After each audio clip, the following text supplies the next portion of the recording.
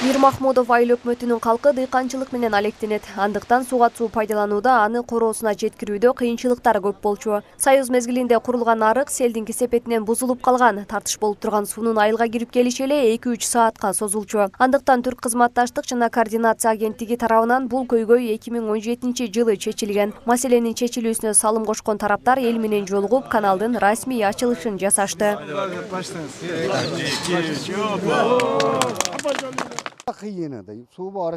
Мурун суунун жетиши кыйын эле. Бул жердеги арык менен алып барчубуз. Мен мурап болуп иштейм. Мындай элдер дээрлик дыйканчылык менен алектенгендиктен бир топ эле жеңил болууда. Ушул ишти аткаргандарга рахмат. Бул канал оңдолгонго чейин көп эле кыйынчылыктар болду.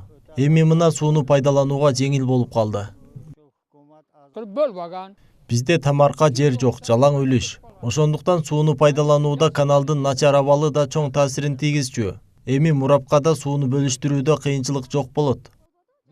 Караташ жана Мирмахмудов айыл өкмөттөрүн аралай кеткен канал Союз мезгилинде курулган. Андан бери оңдоп түзөөдөн өткөн эмес. Катуу жааган жаандан сел кетип, Караташ айылынын тургундары сууну башка нукка бурушкан. Ошондуктан Мирмахмудов айылына суу жетүүсү үчүн канал куруу муктаждыгы жаралган.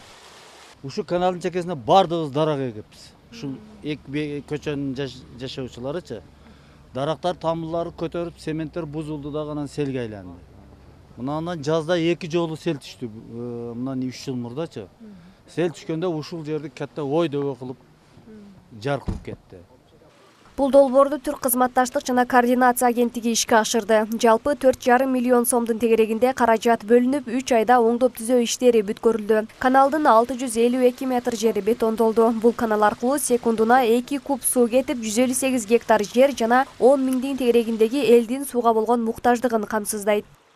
Proje bize geldiğinde çok... Долбоор бизге келгенде абдан маанилүү долбоор катары кабыл алдык. Себеби суу маселеси боюнча 2 айыл ортосунда кандайдыр бир көйгөйлөр чыгыптыр. Бул жактан кеткен суу жамгыр жаап, сел болгон учурда суу агымын жабууга мажбур болушкан. Ошентип ылдый жактагы айылдар суусуз калышкан. Бул долбоор аталган көйгөйдү чечүү үчүн аткарылды. Кудайга шүгүр, бул жерде жашаган адамдардын бир туугандыгы жана достугу бекемдешине салым кошуп жатабыз деп ойлойм.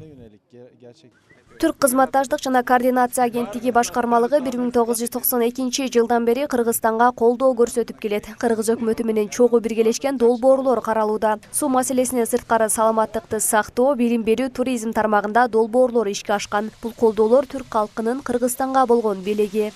Сымбат Абдакимова, Жомарт Караев, Ош Бирим жаңылыктары, Ноокат району.